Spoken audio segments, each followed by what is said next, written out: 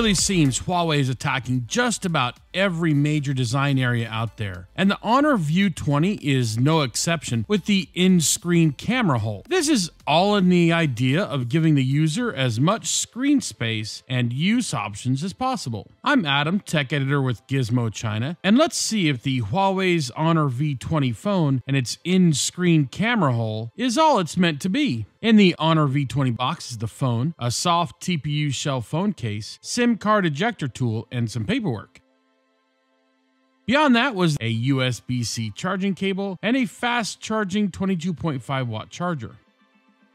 What a beautiful device this phone is. Looking from either the front or the rear, there are small details that take this phone to the top of the mid-range mountain, and yet there are little things that keep it from a true high-end device. The phone measures 75.4 millimeters wide, 156.9 millimeters tall, only 8.1 millimeters deep, and with a svelte weight of only 180 grams, making the device feel a little less than premium while still solid. Looking at the rear of the View 20, you can see these beautiful V-shaped light stripes that move as you do. The camera array on top, a fingerprint sensor in the upper center, and Honor branding on the lower center. I really like the styling as the lighting stripes break up an otherwise pretty standard phone back. Turning the phone over to see the screen and feel a little let down, to be honest. The 6.4-inch 1080 by 2310 pixel IPS LCD screen doesn't have a notch, but it does have that camera hole. I think it's better than a slider, and I know the Samsung and other people are doing it, but I don't think it's better than having a standard notches. You can include sensors inside of a notch, like an ambient sensor that Huawei on this device has added to the top of the phone. I don't like the placement on the side here either, and would feel fine with the camera in the center. But really, it's taking up the space just like a notch would. In my opinion, the hole isn't the answer, even if the hole on this device is smaller than other camera hole type devices on the market today. In addition, the screen looks soft on the edges, like there's an inner shadow on the edges. This must be something to do with the display, and may be an economical screen solution to an otherwise strong hardware device. The Honor V20 comes with the somewhat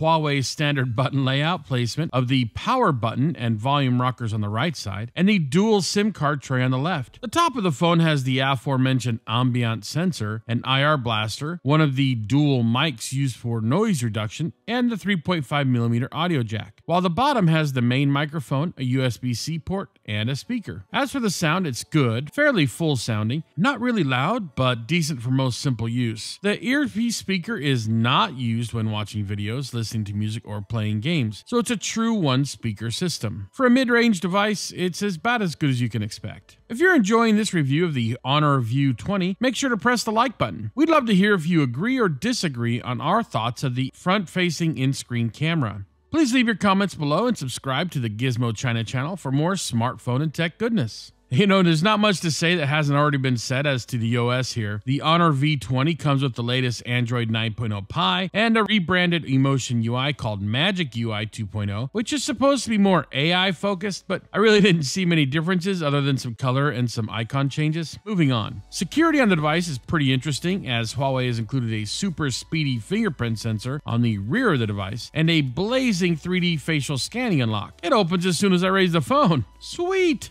Giving the V20 some chops, Huawei included the flagship Kirin 980 7nm SoC that includes an octa-core CPU and a Mali GPU that really kicks things into high gear. Then you can go ahead and add in up to 8GB of RAM and either 128GB or 256GB of storage, makes this one fine beast for videos and gaming. The Antutu score on regular mode is a fantastic 275,352, which is well above what most phones at its price point can do. That said, I did have a few issues with stutter while gaming in standard mode, which was kind of odd. This didn't affect gameplay too much, as the issues generally were in menus and cutting from level to level. Thankfully, Huawei has bestowed the Honor V20 with a decent 4,000 mAh battery, which gives about 11 to 12 hours of constant extreme use, and most people should have no issues going through the day with plenty of battery left over. Just make sure to charge at night. Now, in pure mid-range fashion, Huawei did not add their big ol' 40-watt fast charger, but still put in a 22.5-watt charging brick. That should get you to 50% in about 30 minutes. You know I love talking about cameras, and Huawei put a really good one in the V20. The main rear camera has 48 megapixels. Wow, those are